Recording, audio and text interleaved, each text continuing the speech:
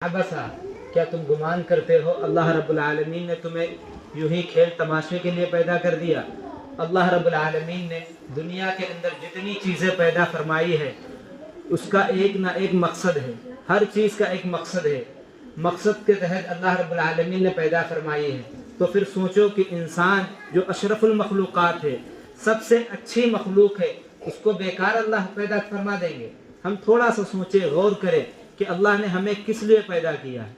क्या यहाँ हम खाने कमाने के लिए आए हैं? क्या यहाँ हम दुकानदारी करने के लिए आए हैं? क्या यहाँ हम खेती बाड़ी करने के लिए आए हैं? क्या बस यूं ही हमारा अकीदा हो गया? जिस तरह काफिर और मुशरिक दुनिया के अंदर ज़िंदगी गुजारते हैं, वो ये समझते हैं कि अल्लाह रब्बुल आलमीन ने, ऊपर वाले ने हमें पैदा कर दिया, अब हम मर के ख़त्म हो जाएंगे, फिर जब जिंदा किए जाएंगे उनका तसव्वुर ही नहीं है। वो तो ये समझते हैं कि दुनिया की ज़िंदगी जो कुछ है यही है। मरने के बाद जो कहते हैं मुसलमान की एक नई ज़िंदगी की शुरुआत होगी, वो इसको नहीं मानते। वो इसका तसव्वुर उनके जहनों के अंदर नहीं है। उनसे कहा जाए कि तुम्हें मरना है, तुम्हें हिसाब किताब देना पड़ेगा, आखिरत की ज़िंदगी है, कब्र की ज़िंदगी है, वो ये नहीं समझते, वो यकीन नहीं रखते, इसीलिए वो काफिर हैं। लेकिन हम मुसलमान हैं, अल्हम्दुलिल्लाह, हमारा यकीन है कि मरने के बाद जो ज़िंदगी शुरू होगी, असल ज़िंदगी वही है। अल्लाह के रसूल सल्लल्लाहु अलैहि वसल्लम ने उस ज़िंदगी को बनाने के लिए आप सल्लल्लाहु अलैहि वसल्लम ने और सहाबा किराम रज़ियल्लाहु अजमईन ने कितनी तकलीफ़ें बर्दाश्त की कि कैसे हमारी आखिरत की ज़िंदगी अच्छी हो जाए। अल्लाह रब्बुल आलमीन ने जो कुरान के अंदर ऐलान करता है कि हमने तुम्हें बेकार पैदा कर दिया, खेल तमाशे के लिए पैदा कर दिया, व अन्नकुम इलैना ला तुरजाऊन, क्या तुम गुमान करते हो तुम हमारी तरफ लौट कर नहीं आओगे? हमें लौट कर अल्लाह रब्बुल आलमीन के पास जाना है। फिर दुनिया के अंदर हम क्यों अल्लाह रब्बुल आलमीन के मुताबिक, अल्लाह के हुक्म के मुताबिक जिंदगी ना गुजारें? क्या हमारा अकीदा वैसा है, मुशरिकों जैसा, काफिरों जैसा हो गया कि मर के खत्म हो जाएंगे? मर के खत्म हो जाएंगे, कोई हमसे पूछने वाला नहीं होगा कि तुमने दुनिया के अंदर क्या किया।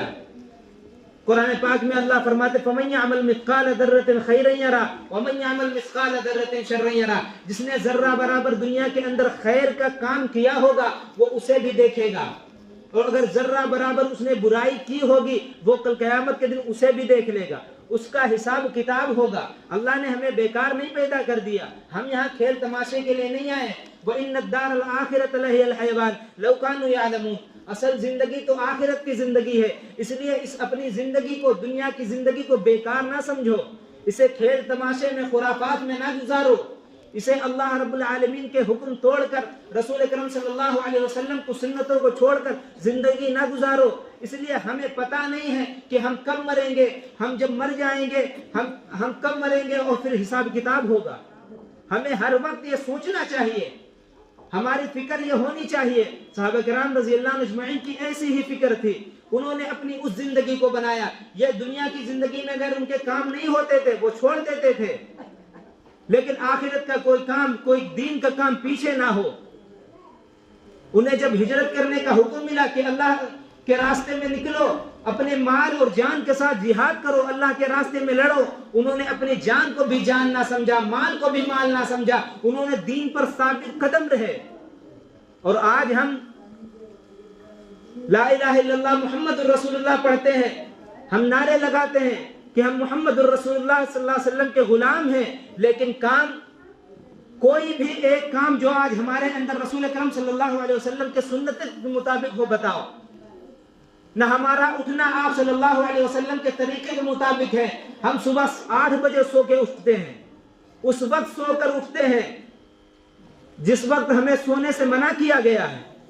हम मुसलमान हैं, हमें तो हमारे अंदर ये फिक्र होनी चाहिए थी, जब हम सोते तो ये सोच कर सोचते कि हम तहज्जुद की नमाज पढ़ेंगे। फजर तो बाद में आती है, पहले मुसलमान की सोच ये होनी चाहिए थी कि उसे तहज्जुद पढ़ना है।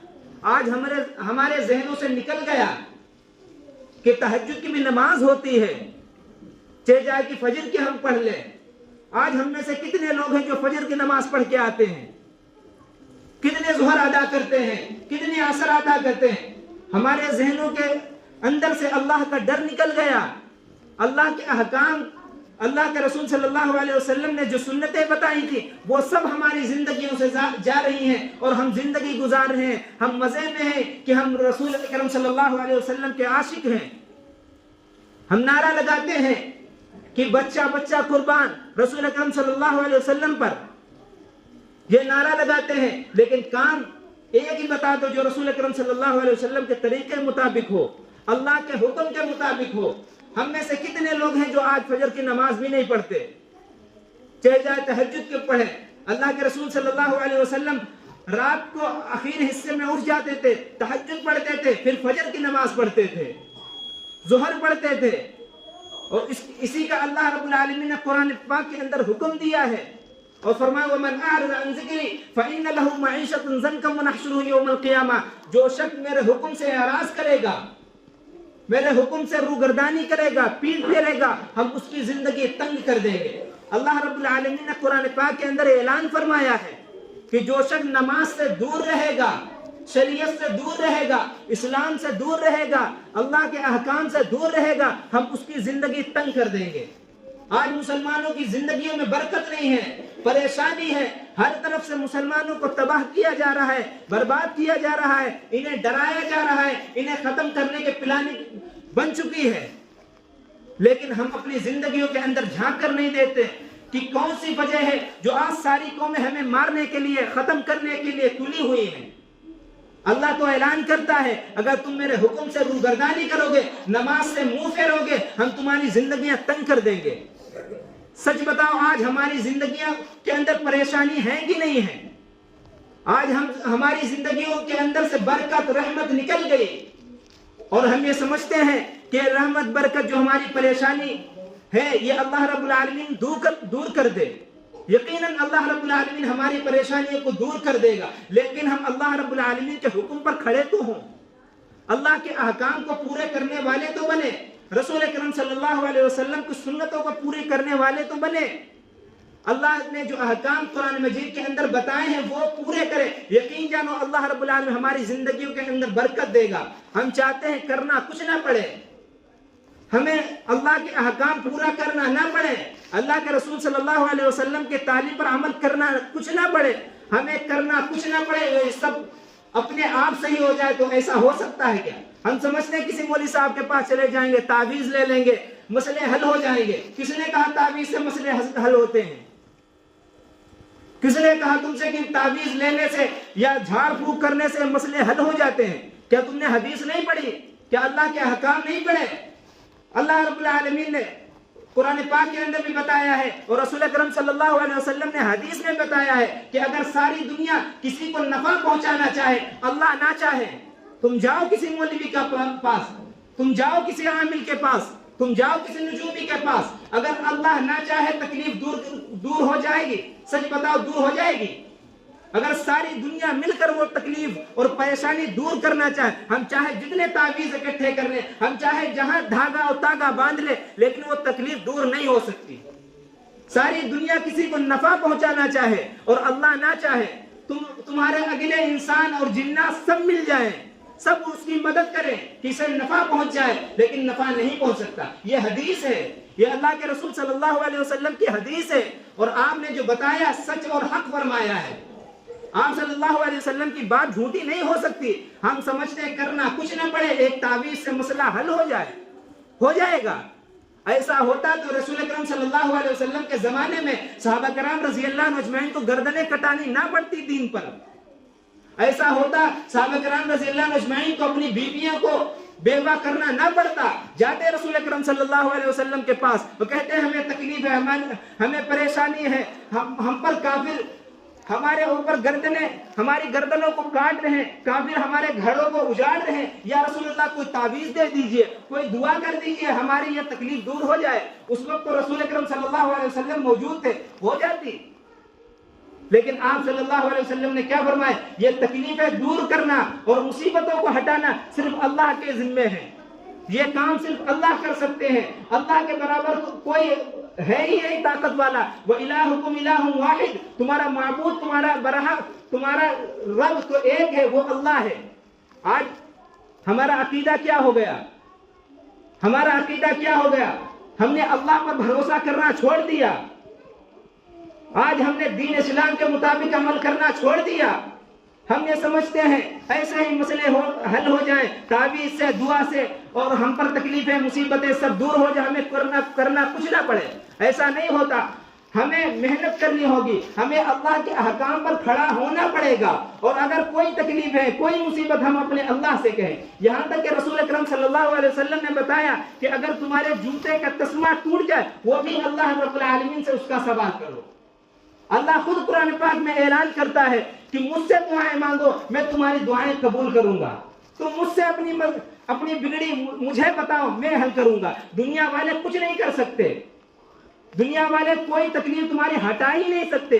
یہ ہمارا عقیدہ ہونا چاہیے تھا، لیکن آج ہم کافروں اور مشرکوں کے بیچ میں رہ کر ہم نے اپنا عقیدہ خراب کر لیا، ہم نے اپنا عقیدہ خراب کر لیا۔ ہمیں آج اللہ پر بھروسہ نہیں رہا۔ اگر اللہ پر بھروسہ ہوتا، جیسے ہی اذان کی آواز جاتی، حی علی الصلاۃ، آ جاؤ کامیابی کی طرف، نماز کی طرف آ جاؤ، کامیابی کی طرف، نماز کی طرف، ہم فوراً مسجد کی طرف آنے والے بنتے۔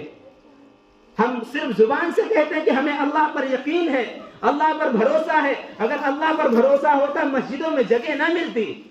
آج مسجدیں خالی ہیں، مسجدیں شکوہ کر رہی ہیں، مسجدیں رو رہی ہیں، لیکن یہاں نماز پڑھنے والا کوئی نہیں ہے۔ پھر ہم شکوے کرتے ہیں، شکایتیں کرتے ہیں کہ مسجدیں چھینی جا رہی ہیں، ایک کے بعد ایک مسجد ہم سے چھینی جا رہی ہے۔ روزانہ ایک مسجد کے اوپر وہ لوگ دعویٰ کر رہے ہیں کہ یہاں مندر تھا، یہاں فلاں تھا، یہاں یہ تھا۔ یہ کس وجہ سے ہوا؟ اسلام کی تاریخ میں ایسا کہیں نہیں ملتا کہ مسجدیں چھینی جا رہی ہوں۔ اس لیے اس وقت مسلمان مسجدوں کو آباد کرنے والے تھے۔ 24 گھنٹے ہماری مسجدیں آباد رہتی تھی۔ کوئی فجر کی نماز پڑھ رہا ہے، کوئی تہجد کی نماز پڑھ رہا ہے، کوئی پوری رات نماز پڑھ رہا ہے۔ کبھی یہ تاریخ میں نہیں ملتا کہ مسجدیں چھینی جا رہی ہو۔ آج مسجدیں چھینی جا رہی، اس کی سب سے بڑی وجہ ہے ہم مسلمانوں نے مسجدوں کو ویران کر دیا، سنیما گھروں کو آباد کر دیا، زنا کے اڈوں کو آباد کر دیا، خرافات کے اڈوں کو آباد کر دیا۔ کہیں ناچ ہو جائے، کہیں قوالی ہو جائے، کہیں دین اور شریعت کے خلاف کوئی کام ہو جائے، جگہ نہیں ملے گی تمہیں۔ لیکن اگر کہیں دین کی بات ہو جائے، تھوڑی 5 یا 6 منٹ زیادہ ہو جائے، ہم کہنے لگتے کتنی دیر ہو گئی۔ ہمارے اندر شوق نہیں ہے دین سننے کا، ہمارے اندر اسلام کی محبت نکل گئی، پھر ہم کیوں شکوے شکایتیں کرتے ہیں؟ اس کی سب سے بڑی وجہ ہے جو آج مسجدیں چھینی جائے۔ ہم مسلمانوں نے مسجدوں کو ویران کر دیا۔ اس لیے ہم عہد کریں کہ ہم آج سے مسجدوں کو آباد کریں گے۔ اگر ہم آج سے عہد کر لیں کہ ہم مسجدوں کو آباد کریں، صرف ہم اپنے محلے کی مسجد لے لیں، دوسری مسجد نہیں،